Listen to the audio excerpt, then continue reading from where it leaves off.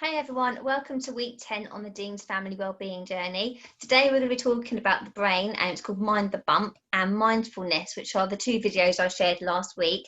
And also Tracy and I met up with Mick last week and did a quick call and to discuss his ACE score or his adverse childhood experiences, which Tracy will go through with me now. Hey Tracy.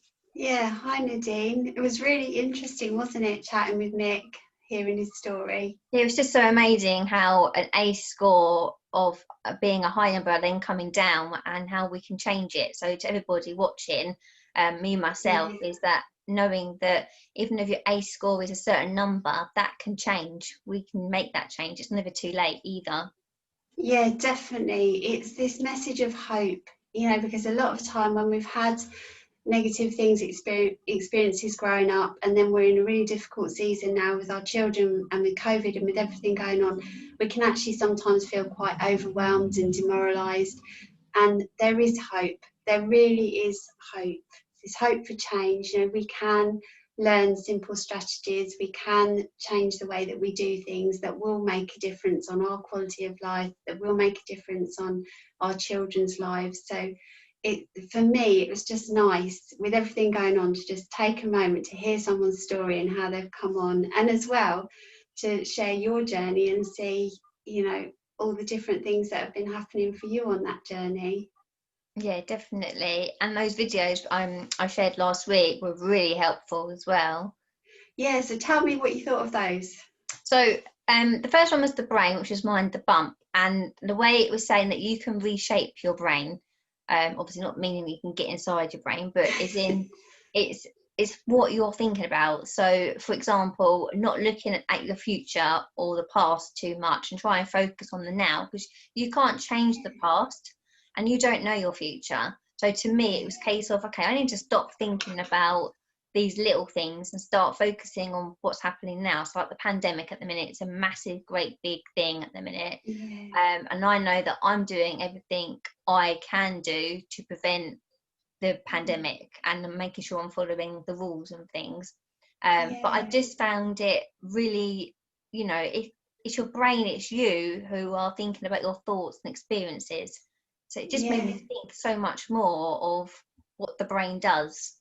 yeah, definitely. For me, it was this revelation that we don't think about what we're thinking about. We're No. just on automatic pilot, and when we stop and think about it, we think, yeah, most of the time we don't actually really enjoy the present moment because we're constantly like, everything is so fast paced these days. It's like, what am I doing next? What have I got to buy? What's for dinner? Where am I going? What's happening then? What are the kids doing? What's the plan for the weekend?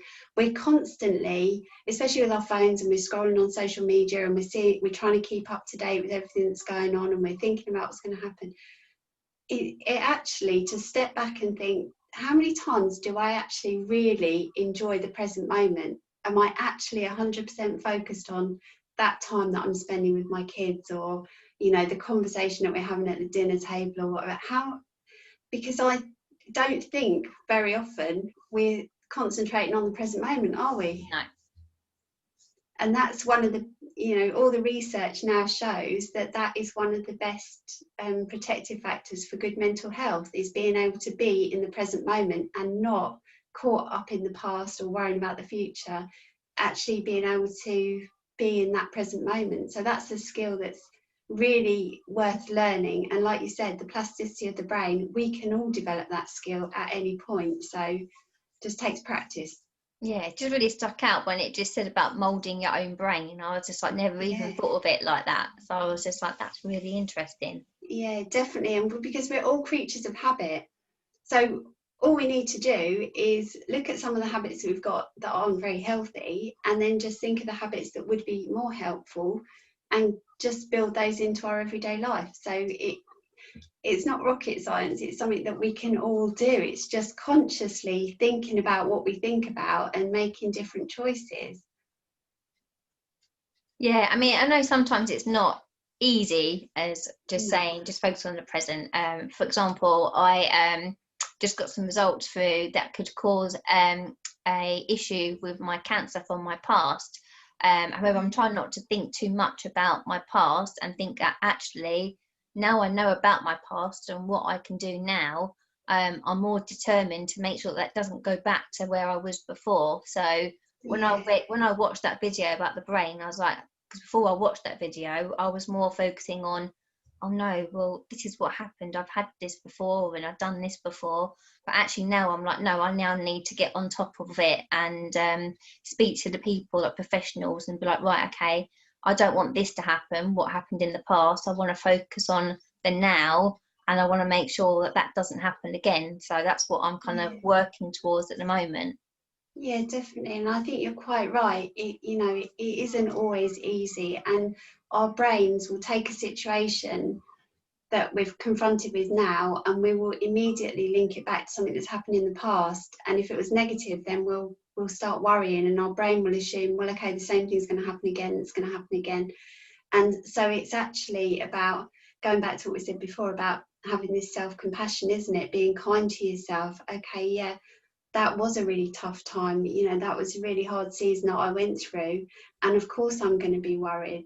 But actually, as I can do something about it. Like you've said, that was a tough time and that was difficult for me, but actually I have got control. And we learned, didn't we, about the link between ACEs and health, and actually we can do things that improve our health, that build up our immune system, just by the way that we think and the way that we do things. Yeah. So choosing to focus on things that we do have some control over, and choosing to be in the present moment and make the most of it, all of those things can send a message that calms our brain down.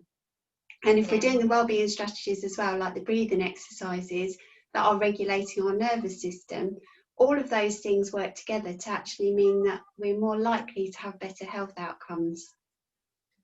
So it's really, although it's difficult, it's worth sticking with it, because we can rewrite it, we can create a different ending. And the mindfulness one was really good as well. I found her last saying was, I write it down, was, there's no right and wrong, it's just being aware at this moment. Yeah, I really love that at the end when she was mentioning about like just her mindfulness kind of thing, and like the things you use, like when you're on your phone, or when you're standing or you're sitting and relaxing, or however you do relax, the whole mindfulness I found really interesting too. Yeah, definitely, because you can tailor it to you and what works for you, can't you? It's we tend to have this stereotypical image, don't we, of mindfulness, like with somebody sitting there cross-legged and just in this meditative state, and most of us think, well, I don't have the attention span for that, I can't do that. But actually it's just about building up our ability to be in the present moment and consciously focus on something, rather than our brains just flitting from one thing to the next, to the next, to the next, to the next, which is actually exhausting and probably causes most of our stress. Is that our brains are going 100 miles an hour. I always think of it like this hamster on a wheel, and like just running, the wheel's going round and round and round, and it's just exhausting. Whereas when we can choose to focus on things, simple things in the everyday that we're doing, that actually is quietening our brain down a little bit. And is so you can tailor it completely to your own personality and build it into your lifestyle. Yeah, both videos worked really well together as well, so I'm glad we managed to share those as well, and people have been watching them and sharing them, which has been fantastic. Yeah, that's brilliant. So it's just, we're starting to build a picture, aren't we, of different things that we can do to get to a point where we've got a healthy level of control over our lives, and we aren't getting stuck in overwhelm, and we aren't continually being triggered. It's having that self-awareness of, okay, this is when I'm being triggered, this is what I can do about it, this is what I'm going to do to try and keep myself in the present moment and not being caught up in worry. So it's just adding to that toolkit all the time of strategies that we've got, isn't it? Yeah, definitely. And out of some of the other ones that we've looked at over the last few weeks, which ones would you say, as well as that mindfulness, would have been most helpful?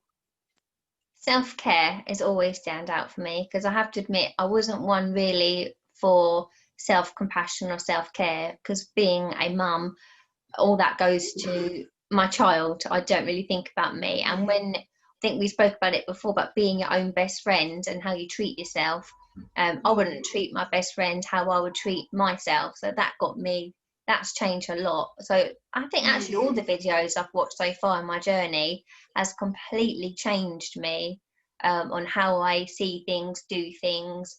I mean, this journey's been amazing.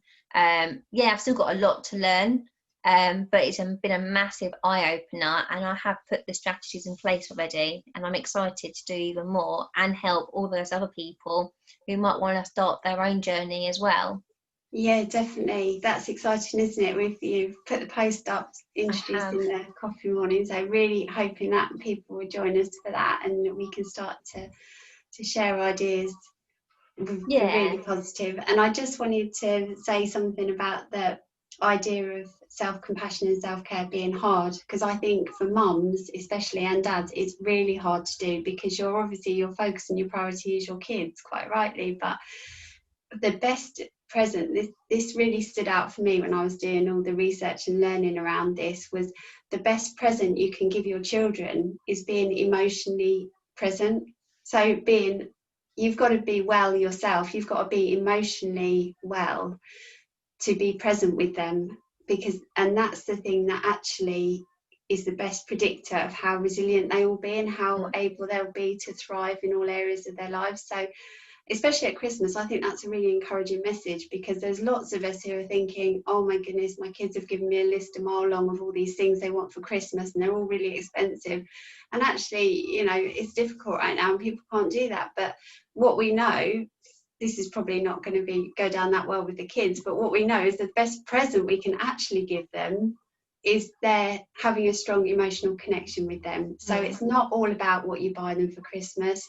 It's not about the gifts. It's about how do you find time each day to really connect with them and, use empathy, use the playfulness, really build up your relationship with them. And the only way you can do that is if you're well yourself. So it's actually a priority, but it's one that we don't take seriously most of the time. So there was a quote actually I saw before where it said, I don't really care what's under my Christmas tree this year, it's who's around my Christmas tree. Oh, and I thought that stuck with me, and I was like, actually that fits perfectly this year, most definitely. Definitely. That's a lovely thought, isn't it? Yeah, definitely. So what I was thinking about for the video this week, I thought we would build on this idea of connecting with our kids and building on that, and look at this idea of helping them work through some of their worries, because it's a difficult time right now, as we know, and they will be worrying about things, and we know that kids don't always see things the same way we do, and so some of the things that we think they're worrying about or we might be worrying about might be totally different to what they are actually worrying about. So there's this lovely reactive video that shows us how we can engage in conversations about what children are worried about and how we can support them, and how they can make a worry monster box to get rid of some of their worries. So that's what we're going to be looking at, and then next week we're going to be looking at some more parenting strategies that promote that connection with our children. Okay, that sounds interesting. I look forward to looking at that video. Yeah, it should be fun. The kids should enjoy that one. So yeah. Well, thank you, Tracy. Yes, I will do. Thank you. That's been thank you for sharing those videos. They're brilliant, absolutely brilliant. And I'll speak to you next week. Yeah, that's great. Thanks, Nadine. Take care. And you. Bye-bye. Bye.